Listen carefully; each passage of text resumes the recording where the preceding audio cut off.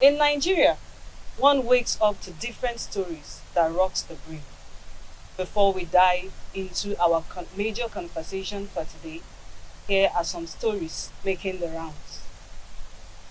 Residents in Zamfara reportedly face fresh threats as bandits demand 100 million naira or consequences. Popular comedian Sheilo claims Nigeria is safer today than it was a decade ago. The statement sparked mixed reactions nationwide. And concerns continue to mount as analysts describe Nigeria's healthcare system as being in serious distress. We will keep an eye on all these developing stories.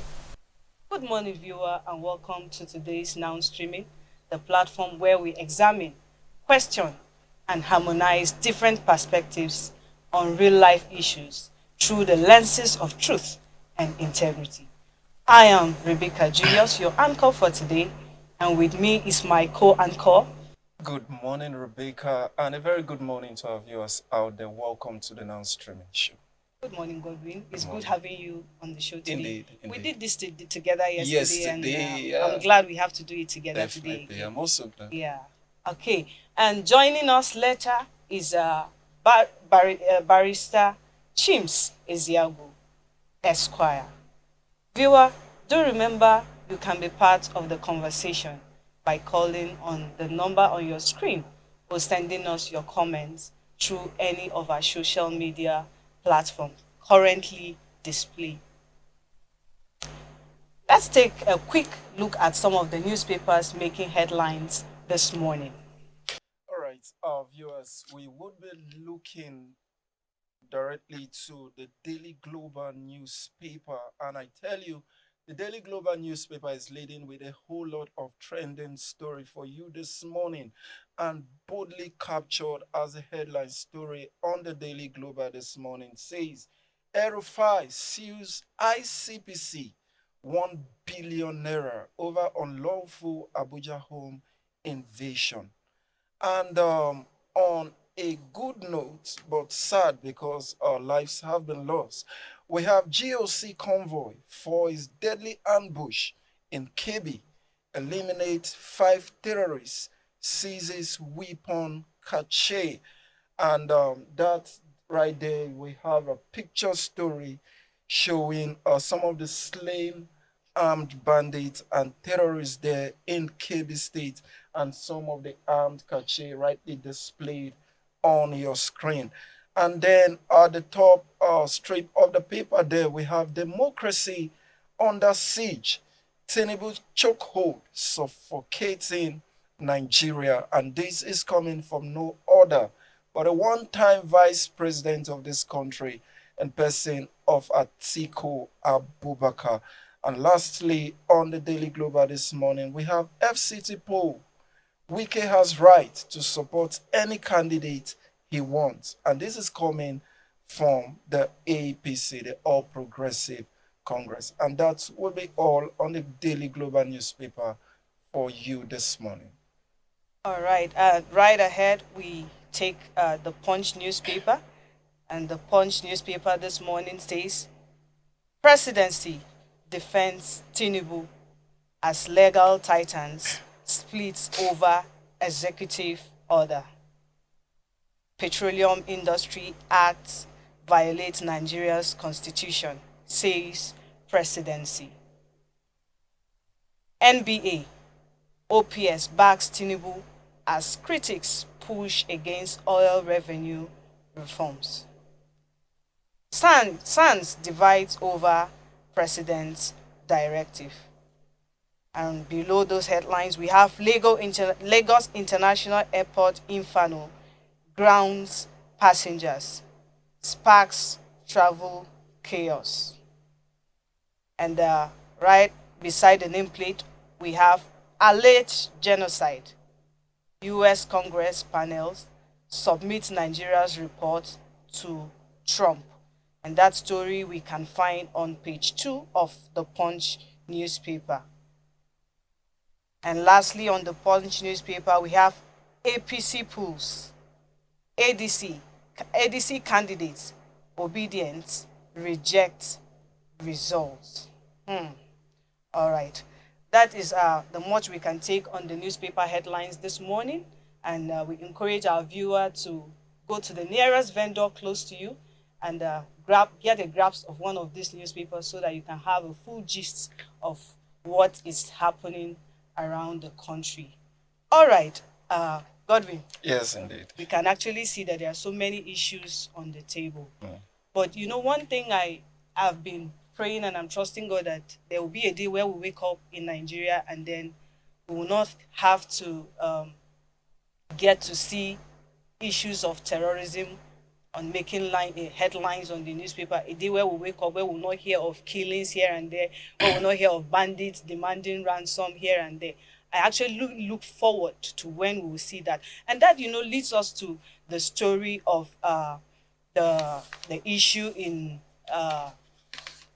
one of the trending issues this morning where bandits are demanding from a community in Zamfara. They are demanding for the sum of 100 million naira. And the bandits actually send that message through a letter. Here I see history again repeating itself, because if you remember recently, we had a case where bandits sent a letter to a community in Woro community in Kwara State. And after that incident, we could actually see what played out, the kind of attack that followed and the kind of lives that were lost as a result of that incident. And here I see, will I say, history repeating itself, because we see that this community have already been served a letter, and they said if they don't take any action, then they should be ready to face the consequences. What do you have to say on this issue? All right. Thank you so much, Rebecca. And I believe that most of our viewers are key in listening or viewing us as we look at some of these pressing national issues that is on the front burner of our discussion. But I just want to draw your attention very quickly to a kind of an unguided comment, I would say, that is attributed and also part of our trending from a comedian, Sheilo, who brazenly said that Nigeria is safer now than 10 years ago. You understand? And when you begin to look at all of this narrative, you feel so ashamed.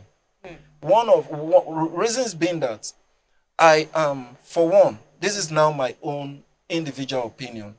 I am so disappointed at Sheilo because I listened to the conversation, the podcast he had, and it was obvious that the best he could do is to just defend blindly. He doesn't want to know, provided the man at the aim of affair is in a way, I wouldn't say affiliated to him. Either he's his regional person, he's his kind of my person. You know, this my person mandate that transpired in the last cycle of election is what is now playing out again.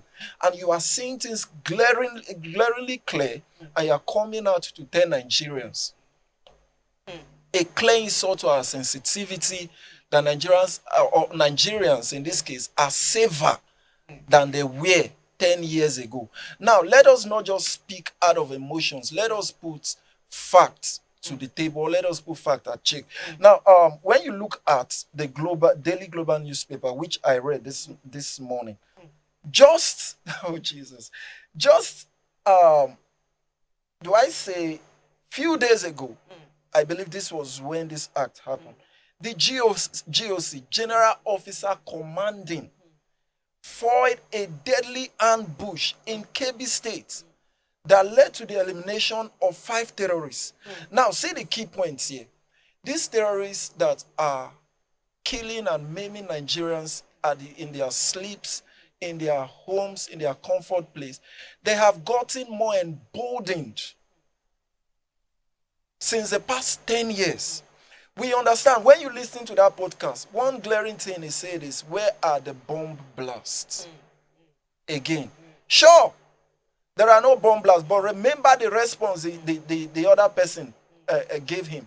He said, even as they are doing that post, not quite long, there were reports of bomb blasts happening in Maiduguri, the theater of war. So we wouldn't say that because there are no bomb blasts happening, not that they are not happening in civilian territories, it goes out to say that there are no longer bomb blasts happening at the theaters of operation and at the theaters of war. Just few days, there's this particular video making rounds where an MRAP of the Nigerian army was met a detonation by the roadside. So if these terrorists have changed their strategy in the past 10 years and in successive administration, it will be so bad of you as a Nigerian to come out and start telling us that insecurity have improved in the last 10 years because you are trying a caricature campaign for the person in the aim of affair. So for me as an individual, this is my own take here now.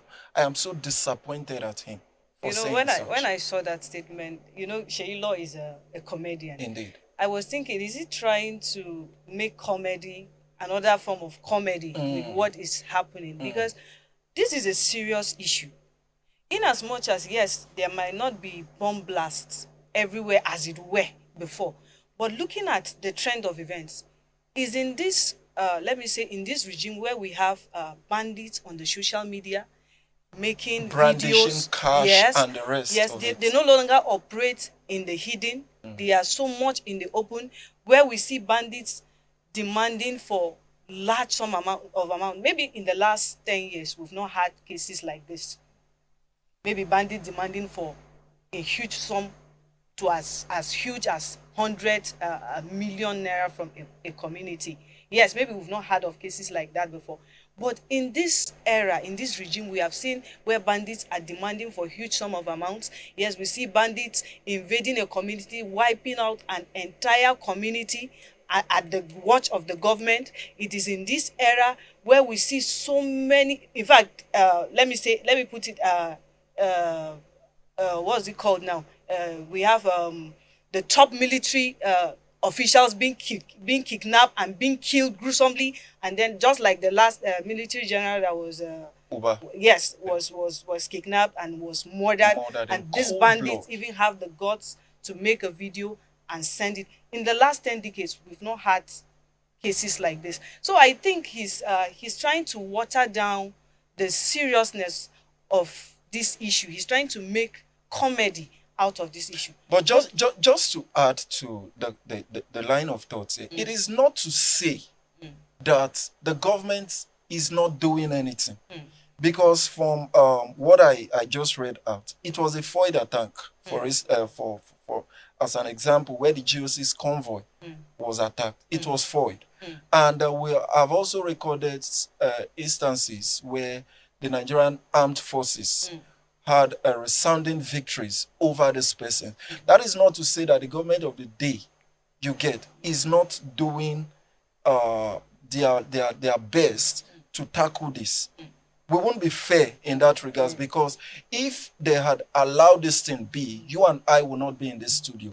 But for him to make such a statement that Nigeria is safer 10 years ago, I think then the major threat, if I may even use this, is to the likes of saying, because their target was strategic. Their major target was religious outfit like the churches, the mosques, and the rest. And it seems as though if you don't go to any of these places, in a way you feel safer. Or in a way, if there were preventive measures in any of these places, you discover that worshippers can still go to worship. But the pain, the damage that has occurred in the last 10 years is that one of wherever you are no longer safe. You are either scared of kidnappers, you are either scared of Fulani herdsmen, you are either scared of Lukawara terrorists and the rest in Kwara, you are either scared of Boko Haram, you are either scared of ISWAP, and name it. Cutting across not just the east, not just the north, and unknown gunmen and armsmen, even in the south and in the east. So Nigeria as a whole has become a theater for war, a theater where people have seen it as a war economy. Let us make what we can make out of this thing. You get? Yeah. And then you begin to hear reports as people being complacent thus far, and the government not emboldened enough to say who are the sponsors of these things. If the US had not intervened as of late, you wouldn't have had anything. But mind you, when there was a threat to the office of the president, do you not know that from the top to bottom of everyone who planned that failed coup was arrested? Now, where are we now in the issue of insecurity?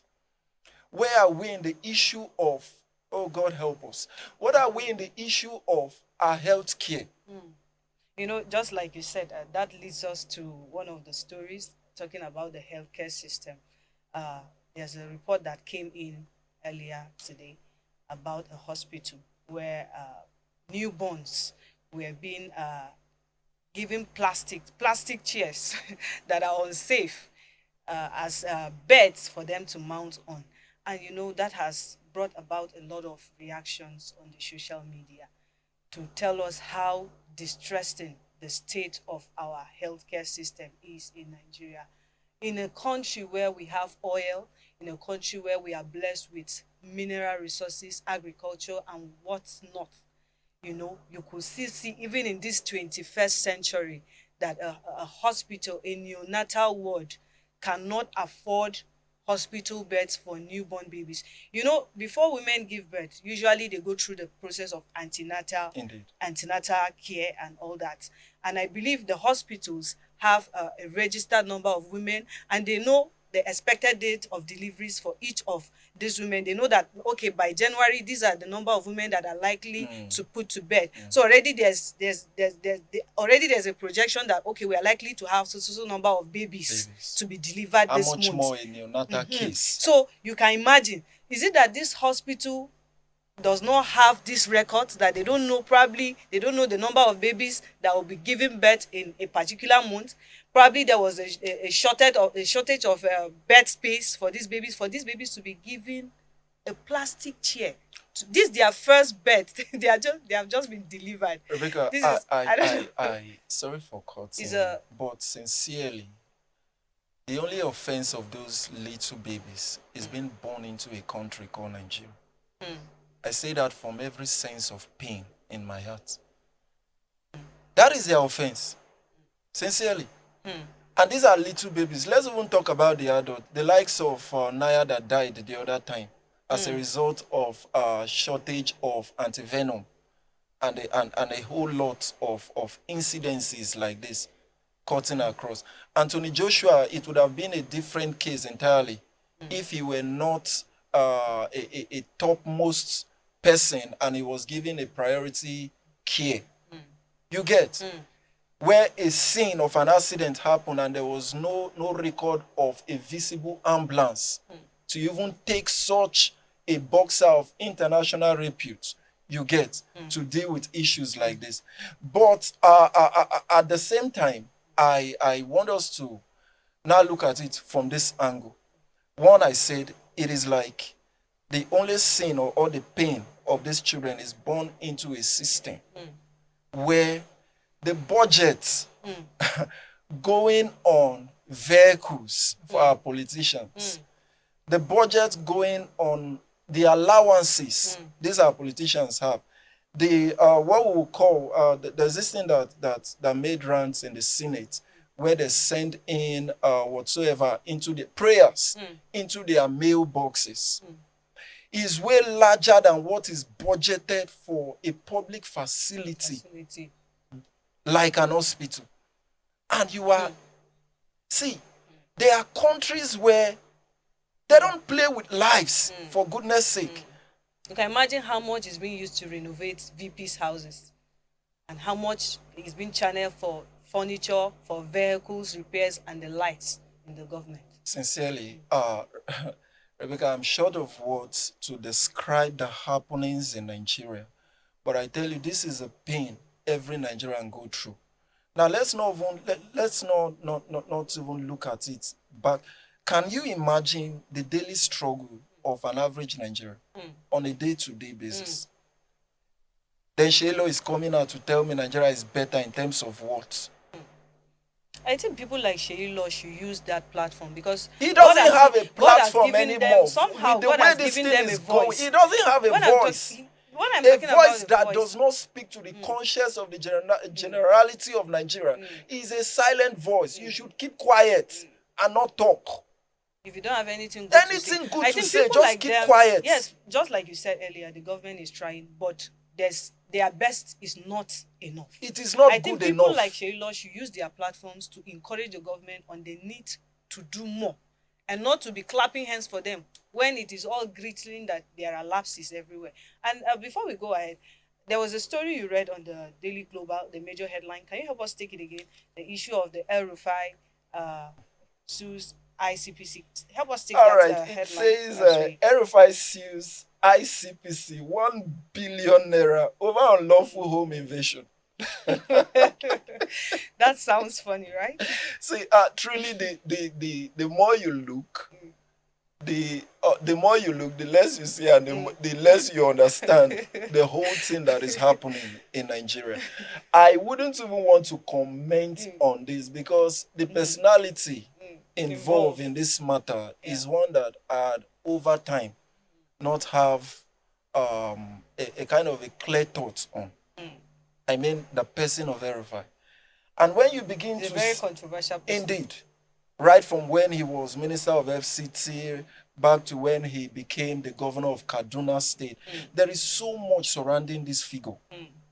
And then when you are saying Erifai sues ICPC for unlawful invasion, yes, if it is within his rights to sue, the Constitution provides for that. That our right ought to be respected, our right ought to be protected. But he's someone under investigation. And I think someone under investigation, even his house should not be an exemption. So why should he see it as a big deal? Do you see an investigation happening here? Or people using their offices to winch hunt each other?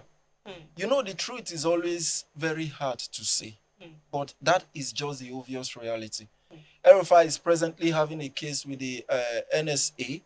Sorry, before you continue, let me cut you short. Let me encourage our viewers. You are encouraged to call the number showing on your screen, and also the social media platform being displayed on your screen, so that you can give us your own meaningful contribution as we do this together. All right, Godwin, you can All right, thank you so much, Rebecca. Like I was saying before, Erifai is seriously in our front with the likes of the NSA in person of no Ribado.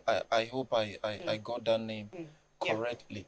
Now, in all of these things, he was accusing the NSA, National Security Advisor, of importing a kind of a toxic chemical into the Nigerian system, and it asks for clarity as regards what this kind of chemical would be used for, and why should it be from the office of the NSC? Why is there no NAFDAC clearance on issues like this? And there is one thing I have noticed with the rulers. I don't want to call them leaders in Nigeria because we no longer have leaders, sincerely. We are praying for the best. Now, what then becomes the difference between the person we call a ruler and a leader? A ruler is one whom, after he wins this present election, is not looking at the benefit of the people that voted him into power. Is how he will continue in power. You get? Yeah. So this clearly shows when you check the antecedent of the rulers in Nigeria, they are all rulers. Not leaders. Indeed, we are hoping that leaders will come. A leader, yes, indeed. A leader is one that will tell you that I don't need 100 years to solve my problem, the problem of my people. If I am given an opportunity within the shortest possible time, I will do the best I can for them, and I will leave the space, provided I have added. Now, going back to the issue raised here. So this back and forth between Erufai and no Ribadu. Would you be surprised if an agency like the ICPC is now being used to winch hunt? You understand? Nigeria, anything is possible. Because NSA is in control of anything that has to do with security infrastructure in a way in Nigeria. Everything that has to do with the intelligence department, the office of Nuribadu is in charge. So when such confrontation, I just want to tell Nigerians that we should not be distracted so much as engaging in this kind of subtle argument between two gladiators and know what they are doing. The important thing we should be talking is the fact that a whole lot of children are presently in the children ward without bed. For God's sake, without bed. That should be the pain in our hearts. The pain in our hearts should also be that Nigerians are no longer safe. Nigerians are no longer safe. Communities are raided. Now, it is the affront for me. Sincerely, I am so pained. It is the affront for me. It is how this set of people have gotten so emboldened. You issue letter to a community demanding for 100 million naira. And you know, those letters should not be taken for granted. Because if you have, in fact, in the letter, they even made reference. When the bandit wrote the letter, they made reference to what happened in Woro. Should, in case this community might want to take it lightly.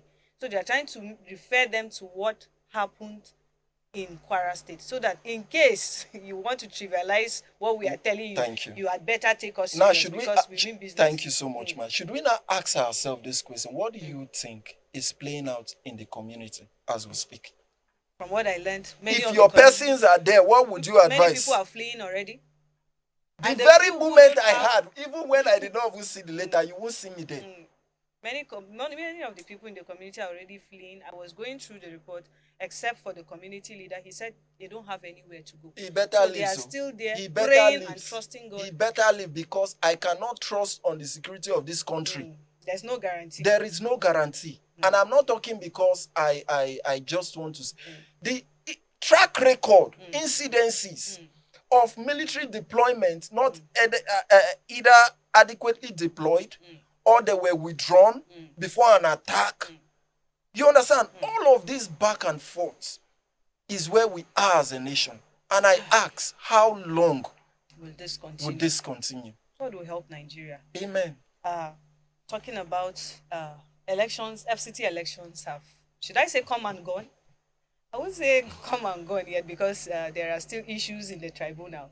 So even though voting has come and results have been announced, winners have been announced, and all that. But here we have FCT polls, ADC candidates and obedient reject results. Reject result. Thank you so much. Let me now read what I have also on Daily Global. It says Wike has the right to support any candidate he wants, says APC.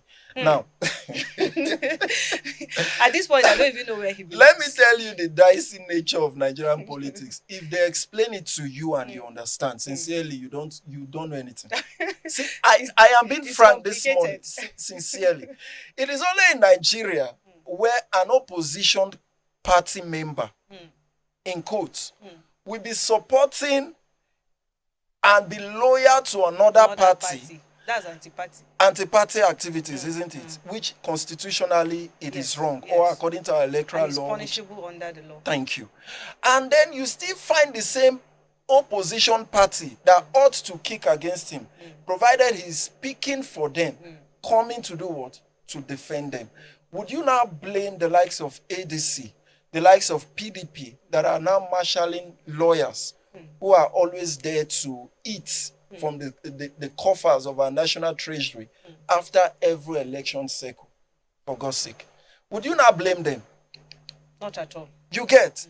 Because in a way, their first agitation, I mean the likes of ADC, was that Wike influenced the election process by showing up in some polling units. I understand that he did his function as a minister of FCT. You get no doubt about that. He did his function. He either went to check to see that things are going well. Mm. But they felt that that was an undue interference Mm. in a process. Mm. And now this is what they are saying, that they are rejecting the result. But let me now tell you, given incidents of what transpired in the last election, that would be 2023, if I'm not mistaken, right? What transpired there? How do you think, whether you reject it or not, provided the umpire have agreed that these are the winners, what can you do? The next thing they will tell you, go to court. Which court? And even the judiciary have already been bought over. God will help us. All right, viewer, thank you so much for staying tuned. We'll be going on a short break, and when we return, the conversation continues.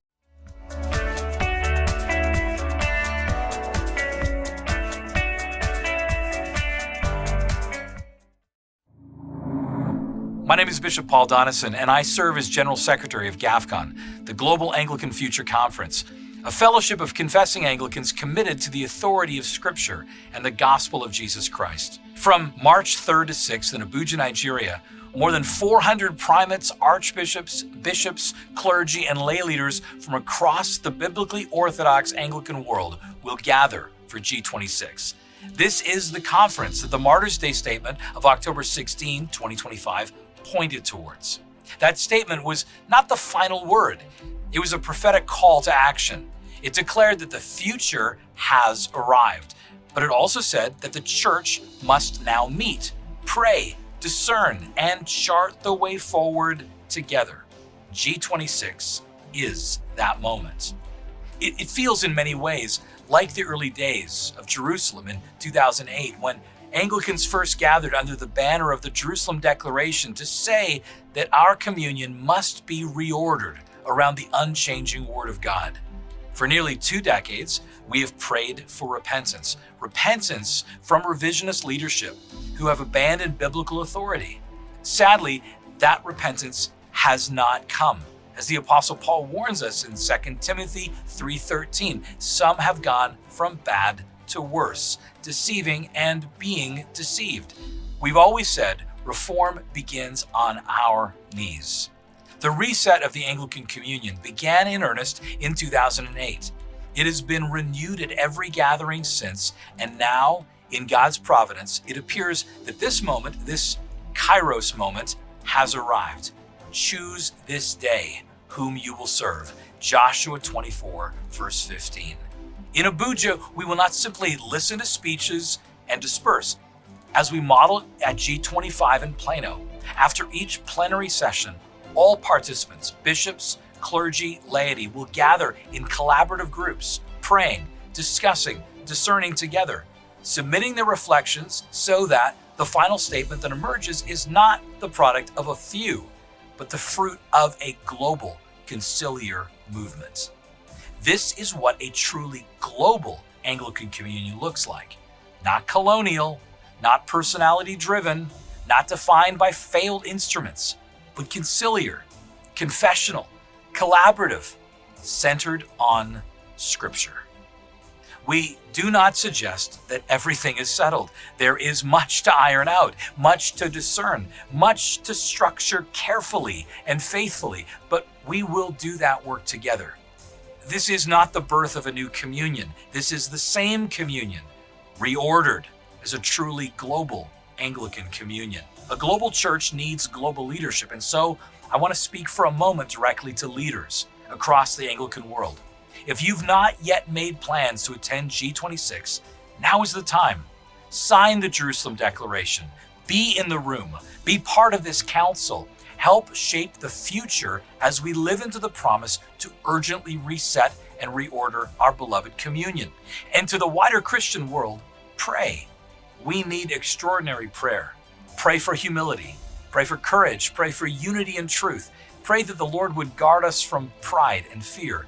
Pray that the gospel would be advanced. Pray that the Lord would be glorified in all of this.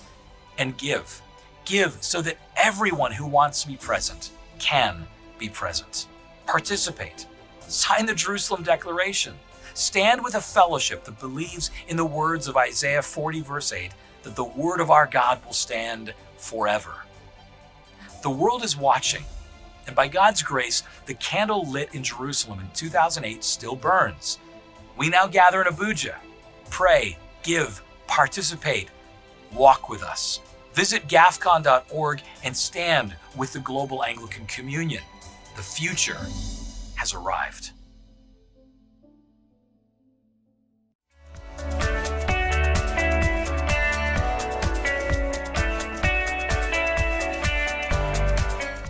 Welcome back, viewer. Over time, churches have grown beyond meeting only the spiritual needs of their members. They now provide welfare, support, food, assistance, and financial aid. In some cases, payment of medical bills for indigent members. But what happens when generosity becomes a source of dispute? On our table today is a controversial case. A family is demanding the full release of funds donated in their brother's name for hospital treatment, an amount reportedly higher than what he originally requested. Does benevolence give entitlement? Who owns donated funds, the donor community or the beneficiary? Who should come first, humanity or the law? I'm still your anchor, Rebecca Julius. And joining us in the studio this morning is no other person but Barrister Chims Eziagu Esquire. You're welcome to the show, sir. Thank you for having me. It's good to have you on Downstreaming this morning. We have an issue on the table this morning, which I believe all of us have something to say concerning this issue. Let me throw more light so that our viewer out there and our guests in the studio will be able to understand, so that you can be able to make meaningful contribution to the issue. Here we have a story where a pastor called for a donation in church for a member who is sick and needed money to complete his hospital bills. Now, he requested for the sum of 210,000. The member requested for 210,000. Yes, for the payment settlement of his medical bills. And it so happened that when the pastor called for the support, church members donated, and it so happened that it exceeded the amount that he needed. I think the church was able to raise up to the sum of 960,000 naira. Now, what the pastor did was that he counted the exact amount that was requested for by this member for the settlement of his bill, and the remaining balance he deposited into the church account. Now, what is controversial here is that the family got to realize that the family of the brother who is sick got to realize that the money raised for that cause was beyond the exact amount that was given, and then they are raising an issue demanding that the complete amount raised for that donation should be given to their brother. Now that brings us to this question, sir. Is benevolence an entitlement? I don't know what's your take. I don't know if you were able to understand Yeah, the yes, line, I get the storyline Yes, very well. yes. I get the story very well. It's quite funny, and I don't think this issue should be a conversation. That's the first thing. I don't think this issue should be a conversation. First, church is a place you go to receive healing, spiritually, physically, and now it has moved to others, welfare, where you get welfare support, right? You approach the church, which is a non-profit organization. Note that a church is a non-profit organization. Church does not have shares that they can distribute. Under Part F of the CAMA, Companies and Other Matters Act 2020, it provides for registration as a non-profit. That is why you hear the word NGO. A church is like an NGO. It is a non-profit organization. Church does not make profit. There's nothing the church sells. But take for instance, for every school you see a church owns, that school is registered entirely from the church. The account of that school is different from the account of the church. I know I'm giving this background. Now, you approach the church, and you know that most churches now have what you call welfare policy. Most churches have welfare policy. That is, when this happens, this is what is due. When this happens, this is what is due. In situations like this are the areas you do.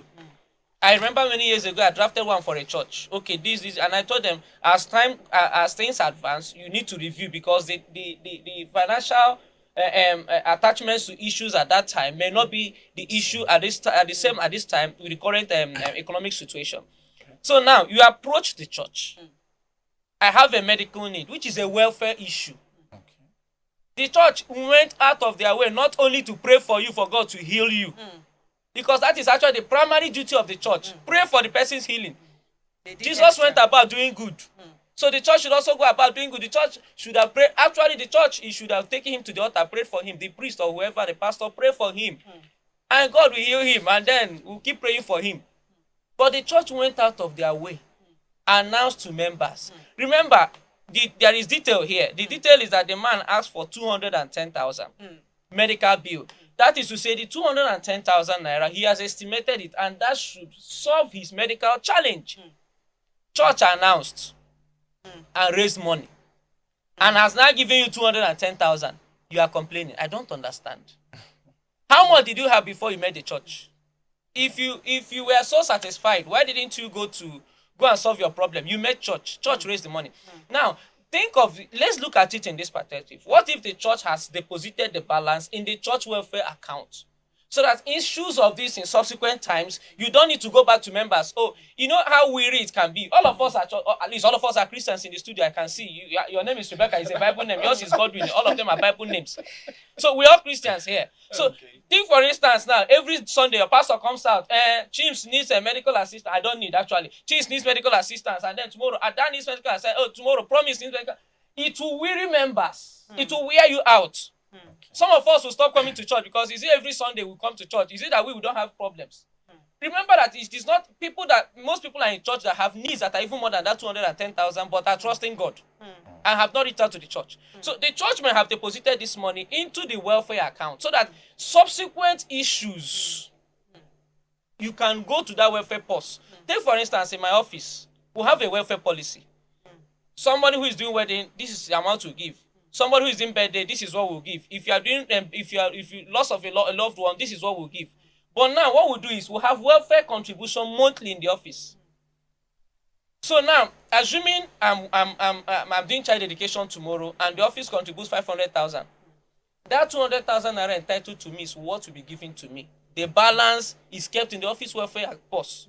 Because there may be times when people may not be buoyant enough to contribute. You go to that welfare post and take. I belong to my secondary school association.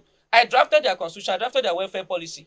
And that is how we do it. If we contribute, if your entitlement is 50,000, even if we contribute 500,000, you're on the group, you're seeing how when we do such welfare contributions, you drop alerts, how people contribute. You see all of it. Okay. All right, sir. Yes, no, Godwin, I have a question for you. In case, let me say, in a situation whereby there's no any standing rule. Okay. You know, Barrister Chim said something. Maybe there's a standing rule on how they operate in situations like this. That is why the exact amount was given, and possibly the remaining balance was deposited in case someone comes in with a similar situation. You can be able to take from that post and help that person. Let's assume maybe there's no any standing rule. The pastor just decided on his own to take that decision. Do you think the family members are right on their own to demand, knowing that there's no any standing rule? All right. Thank you so much. I don't want to start the argument as though I have a side in all of this. You understand?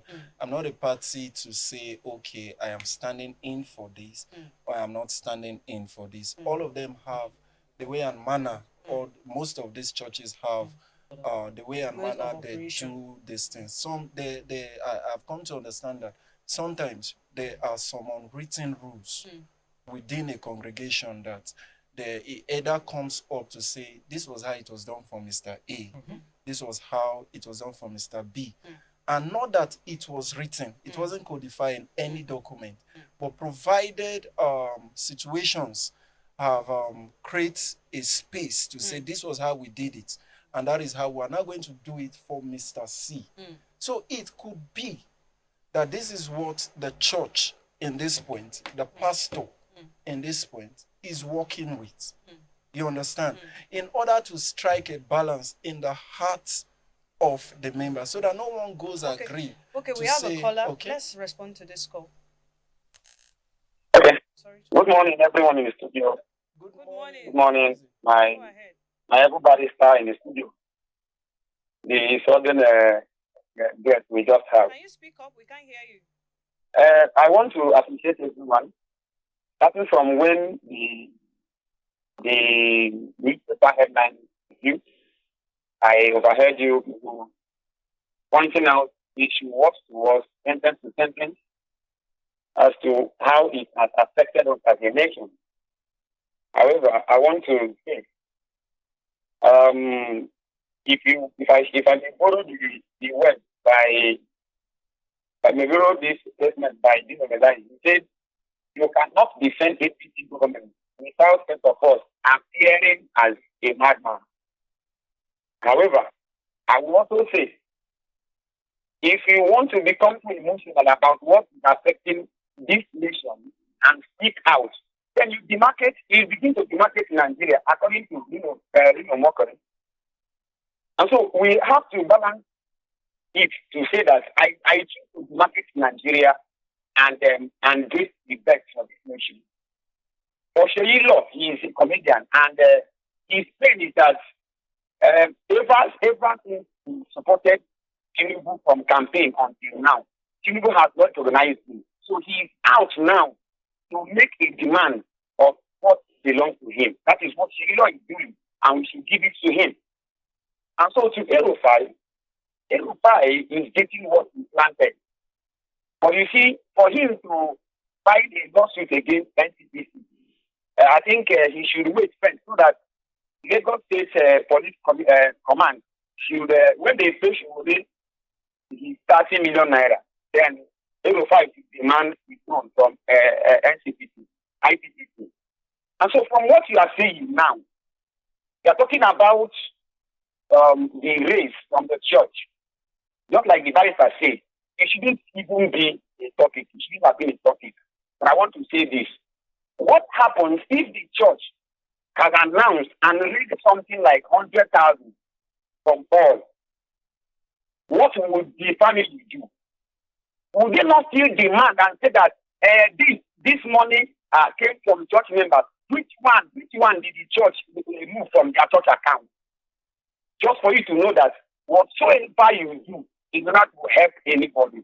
People must stop. May God help us in Jesus' name. But that's it. Yes, I was, and I wanted to tweak it a bit to a question to Barrister. Barrister, this is where the family is coming from. And, sometimes when we ask questions, most people, especially our viewers, will be thinking we're asking from a kind of a personal sentiment, but we're putting ourselves in places where they that are not here would be able to relate or understand same with us. So, Barrister, in that line, I just want to say this. The family, the argument of this family is this.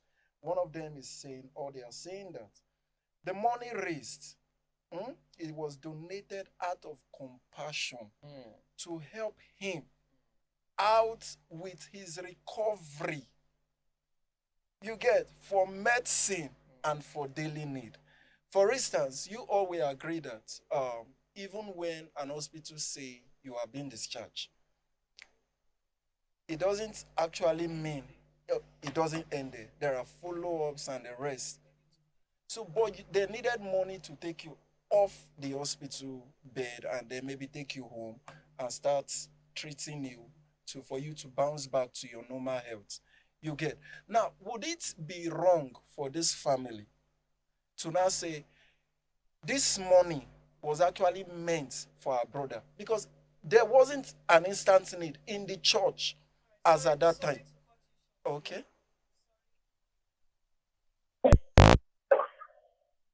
I should go on with my thoughts.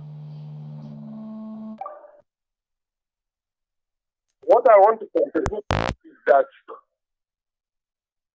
about the welfare, it is from the welfare that they are moving the money. Can you hear me? Hello? Okay, can you hear me? Hear me? If it is from the force of the church, they are bringing out the money. If they give that person exactly what they needed, that one is another case. But whereby the church contributed for that hospital bill, and God also wants to get that man from what people have contributed because of the situation. You cannot carry the hospital bill only. Sometimes there is something that may arise, and it's the church that will also gather for that person. For the church to keep that money in their welfare board or in their church account, to me, I see it's not good. Because that man does need the help, and the church has helped him. And the church contributed because of the pain that that man is in, and give him that amount of money. There is nothing wrong with that money to be given to that man. If the people of that man need the money and they don't give them, to me, I'm giving them the other. But it's not right for the church to keep the money for them. The money is meant for that man.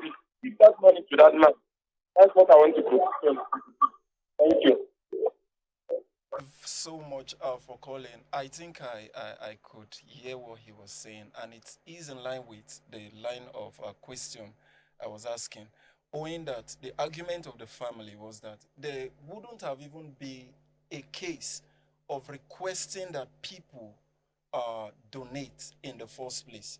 That the donation that the church now have came because someone was in need. And out of benevolence from people's hearts, they now donated more than required. You get. This caller is saying that it is good to have given the man the money. Now, Barrister, I'm coming to ask now, is it not right to check for the holistic welfare of this person even after discharge?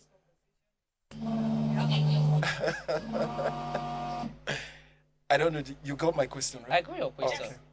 Hello, good morning, and welcome to Non And the presenter. Now, my view or my take on this matter is quite different from what a legal practitioner said. But let me borrow his word. He said, this matter is not what we should even discuss. Agreed. We shouldn't discuss it in the first place because what the church had done to me is not right. Why did I say that? According to the storyline, I read the incident when it happened. I followed it to the detail. Now, the family members approached the pastor of the church on the ground that their brother was ill and they have spent so much. Therefore, at this level, they will need help because they have spent so much. It was at that time the pastor now reached out to the church. So it was only the pastor who knew that what they needed was 210,000, not even the members. So the pastor stood before the congregation and said, our brother so and so has been sick for a while. They have spent so much. Therefore, they needed help to support what they have been spending. So out of generosity and good heart of the members, they contributed so much. Now, the essence or the primary motive of this contribution was because of the brother that was sick. So I see no reason why the rest of the money will be diverted to the church account, saying that we may have another case next time. No, that's not right. That's not right. If the motive of raising the money was for the brother, no matter what was raised, it should be given to him. This is Church of God. Things should be done in a way that will please God. Why Okay, by the grace of God, I'm an Anglican priest. I once had a case like that in my church. Somebody was to deliver by CS, and when she approached me, I called my wardens. I said, this and this and this. We don't even have any standard for welfareism or anything. So I felt the church could give half of the money. That was my opinion. And we wrote a check. Later on, somebody said, one of the wardens, he said, I suppose that these people must have been spending before now. And after the delivery, they will still spend. It's not a bad idea if the church foots the bill of the CS, which I agreed. And that we did. So this is like our legal partition. This is one of the motive, the reason why we have church. So why should the pastor divide it? It's not right. It's not right. I believe everything should be given to him. We shouldn't think that others will come again. If they are coming again, they should come. Then the pastor can now think. I think we need to have a standard as for welfareism. But for this case, the money was raised because of this brother. That's my take about it. Thank you. Good morning, sirs.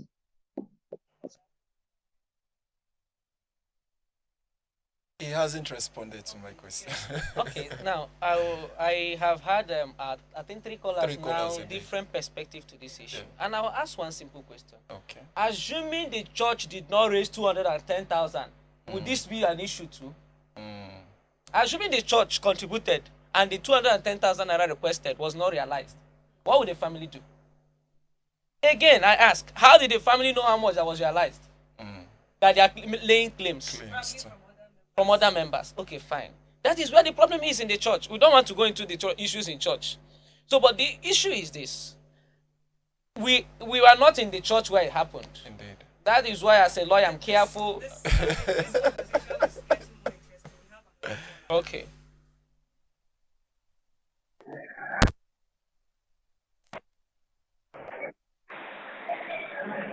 Hello, good morning. This is Napoleon calling from Abuja. I want to speak concerning this topic. I feel that in this case, the pastor was very wrong to have kept part of the money that was raised for this brother. Now, you called your church members together and told them that you were raising the money for a particular cause. The right thing to do is that whether the money is up to that amount or it is more than that amount, just give everything to that brother. Even if it is 20 times more than what the brother asked for, give it to him, because the brother came for a hospital bill and that hospital bill was 210,000 naira. What if at the end of the hospital bill, he comes back again and says, we need medicine, or we need things like this, or things like this, we want to buy some things? You will start raising money or bringing out money from that particular place where you kept money again.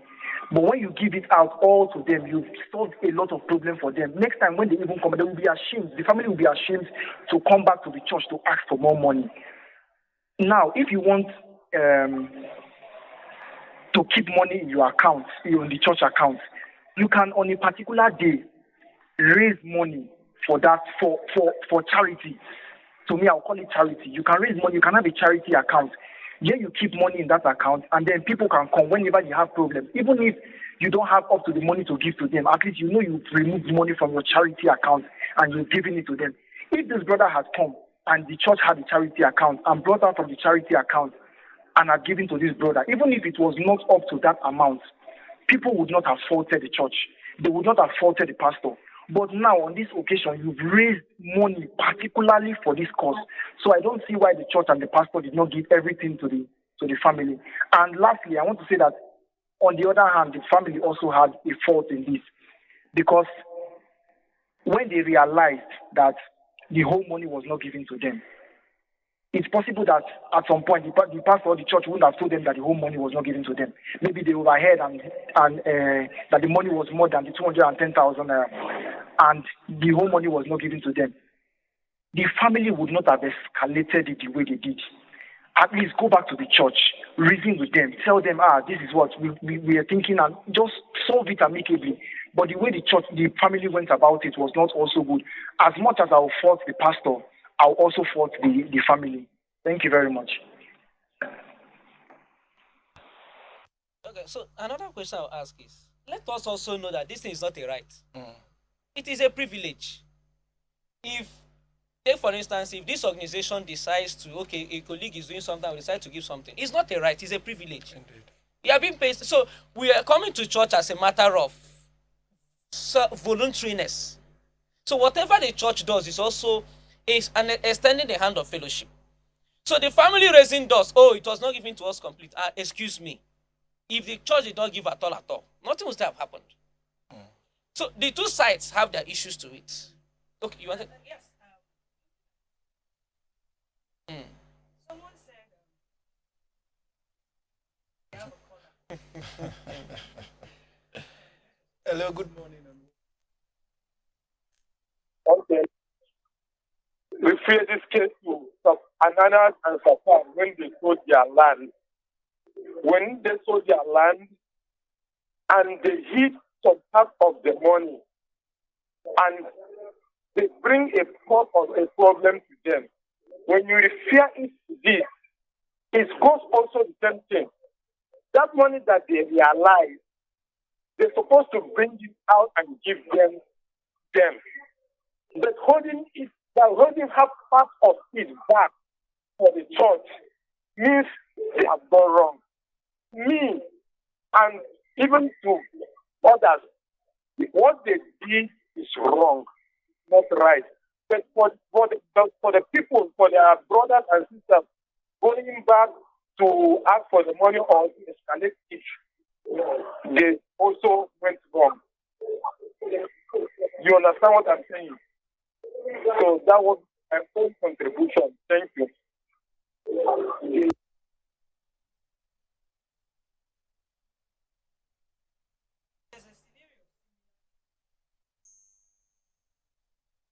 I think Napoleon or who? No, I think Napoleon or who mentioned it. Yeah, Napoleon. Ananias and Sapphira. Not even Okay. talking about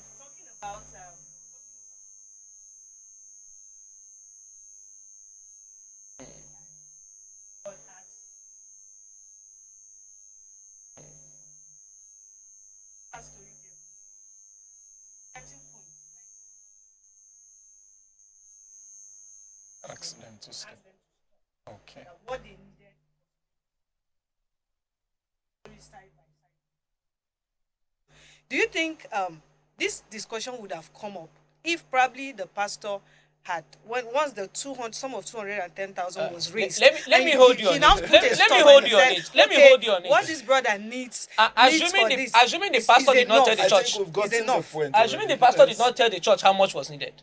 Assuming the pastor came out, oh, praise God, we have a brother who has a medical condition and he has reached out to the church for medical assistance. Please, we'll call on members to support. And the pastor knows how much.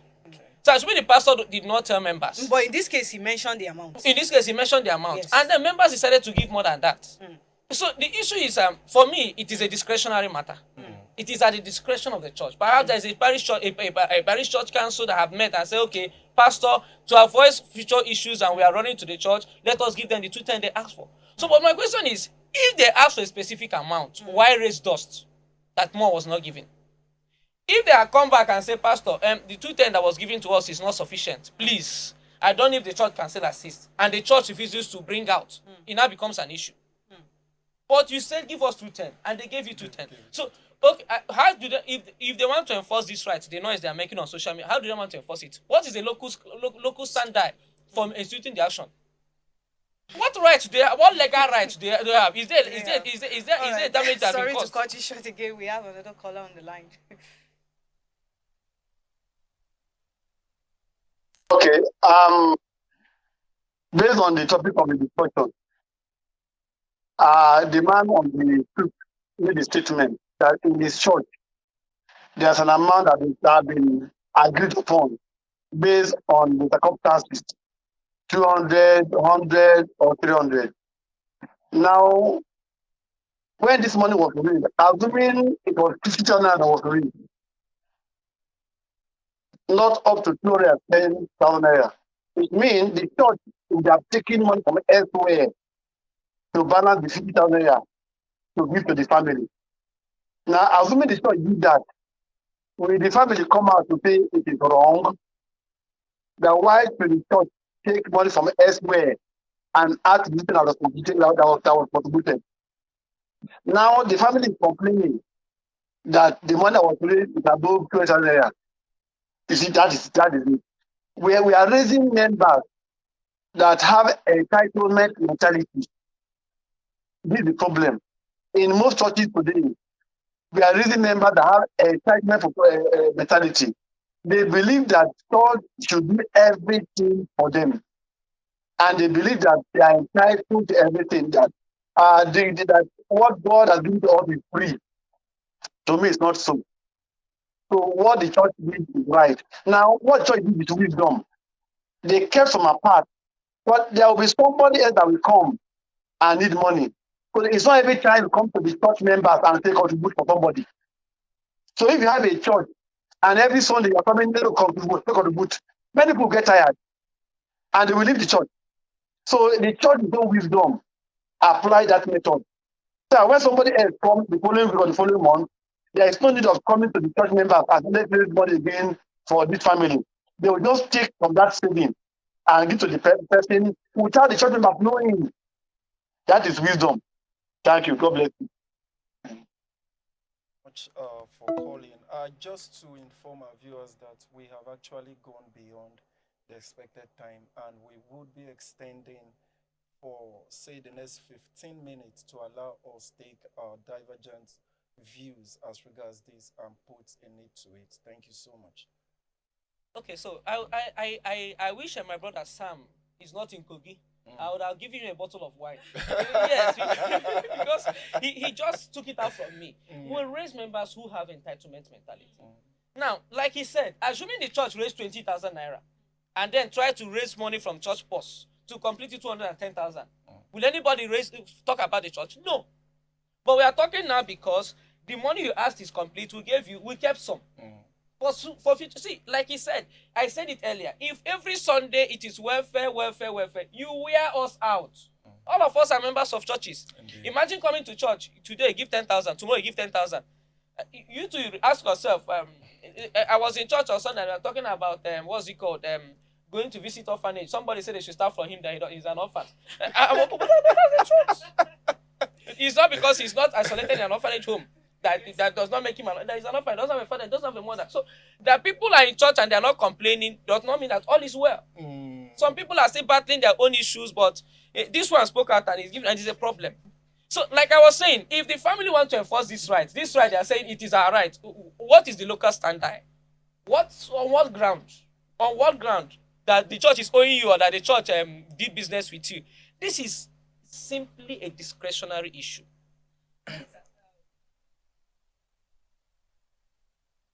Yes.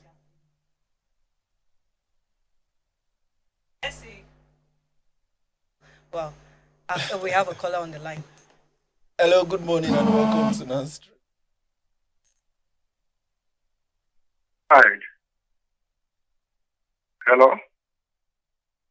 I want to contribute for what is happening on the line now.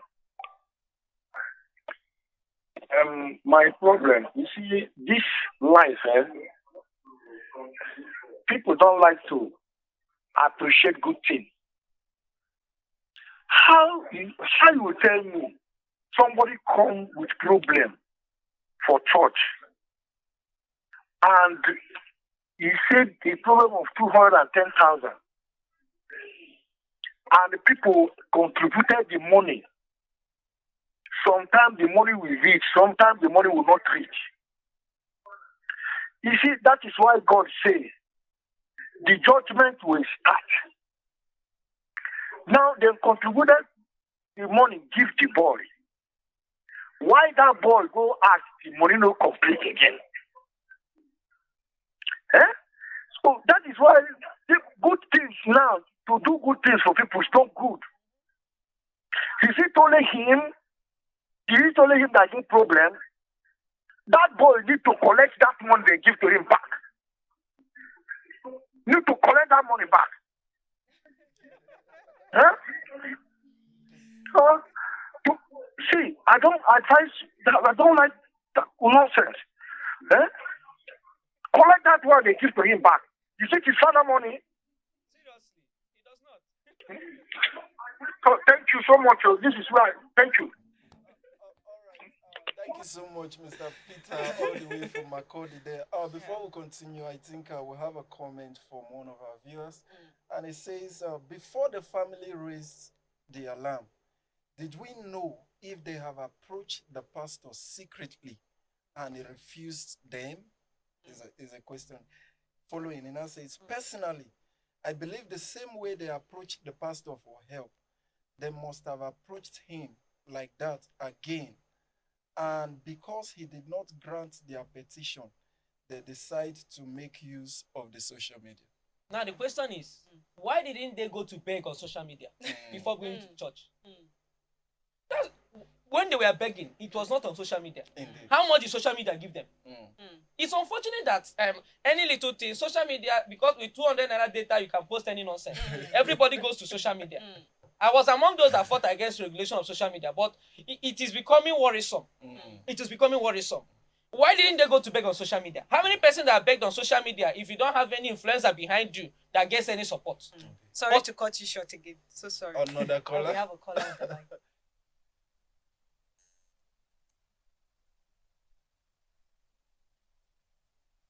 Okay, the line went off. Continue, sorry, you can continue. So now the issue is if you didn't do problem, you did problem. So if the church had not given that one night, the church could have still said, oh, we don't have the means. And nothing will happen. Yeah. The pastor that helped you raise this money, have you even asked that pastor if he has eaten? Perhaps the pastor does not even have food in his house. Perhaps he has medical bills to pay too. Yeah. So, but you didn't. Now, assuming they were aggrieved, in the church, parameters have been set for how to express your grievance. Indeed. So, is social media the best place to go to? Would that have been the best resort? What have let's forget about parameters. The Bible has given us parameters. Carry elders. Did they go with elders to meet? That story is not in the social media. But you are going to social media, and because church is a torchlight, everybody, once it has to do with touch and pastor, everybody jumps up and social media starts writing. Even those that have not gone to church in the past 10 years, everyone starts writing. So the question is, these people, I support Samuel. Let's retrieve the money actually. And there's somebody else that because you don't, the same church that has helped you and discharged you from the hospital, you're not dragging the same church. Oh, they didn't give you the full money. So if the church had given them 50,000 naira now, you still only we tell them say we need to tell out of the offering. Well, this person never pay offering for the past offering at 50 naira, 100 naira. All right, Barrister, we hear you loud and clear. Let me just speak from the line of thought of my anchor here, and she was actually going to ask you about the legal aspect of it. Now, I just want to tweak it a bit. If being sued, for instance, say the family sue, who do you think will win this case? Either the church. Sorry, I'm sorry, Godwin, to cut another you caller. Wow. Okay, caller. Yes, my contribution is that if the money was sent to the account will display. Yes, my contribution is that.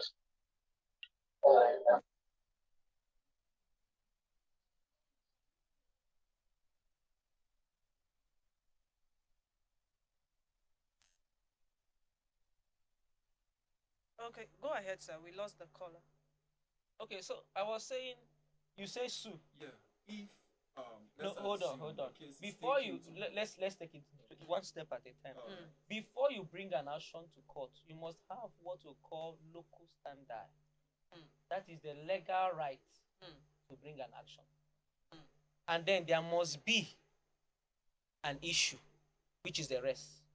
So in this case, what legal right do they have to bring the action? Did they buy market from the church? Was there any contract with the church? Was there any agreement signed with the church? Oh, church, you pay us 210,000 for medical bill. What damage? You see, before you go, you only go to court to seek redress when there is a damage. When there is a damage, then there is a remedy. What legal damage has been established here? No, that's the issue. What? Hold on. Is there an agreement between them and the church? No. Was there a document signed between them and the church that the church will pay them so and so? Did they buy anything from the church? No. Was there a contract between them and the church? No. Was there an offer? No. Was there an acceptance? No. It was just more or less an invitation to treat. Oh, church, we have a challenge. Help us. Okay, Barrister, sorry for cutting. Okay, but we just have to a caller on ask- the line. Okay. Morning, everyone in the studio. I want to contribute again on the topic. I want to say this. I once stayed in a church, an Anglican church, where it preached of anybody that has health issue, so long you table it in the church. Whether the hospital bill takes you 100 million, whether it takes you 50,000, any amount you spend, the church already has their own amount to support you. They will give you what they need to give you. And that serves as a standard. So that people will not be leaning on the church, giving the church the burden. Now, I'm saying this in respect to the priest that comes from Lagos.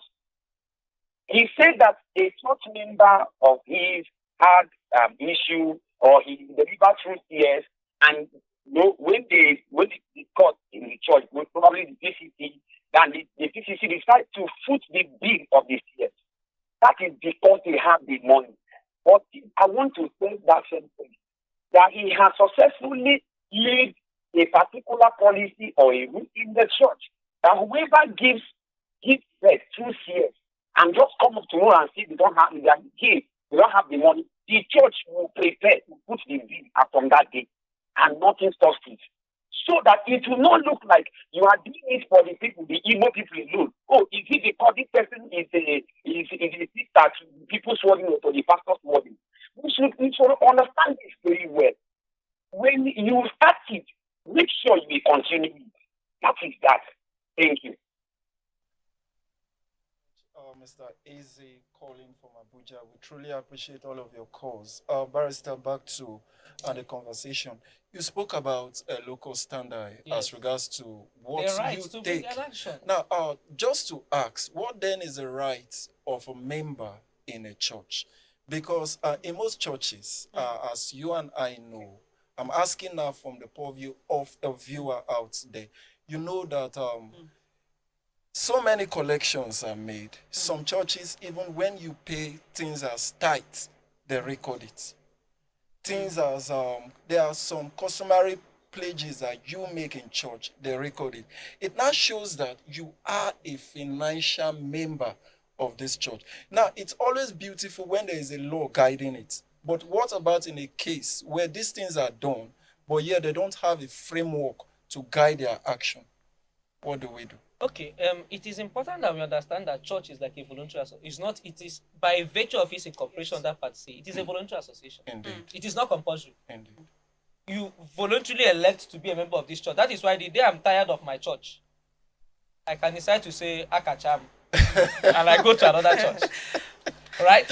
I'm not doing again, I'm tired of this church. Yeah. And it is voluntary. Nobody coerces you to be a member of the church. We are almost running out of time. I want to take this as your last words as I ask you this question. Okay. Does this have any spiritual implication? Because I heard someone said that money deposited in the church account can be a cost to the church or to the priest. Let me get your response, and that will be your last word, sir. Well, it's just, I will tie the two together. Indeed.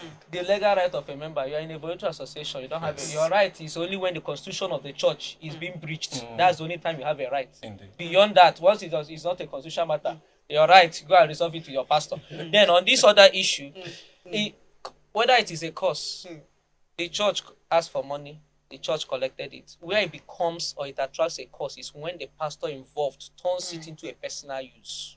That is where the problem arises. Okay. But if it is for solving the problem of other members of the church, I see no wrong in it. All right. Thank you so much, Barrister.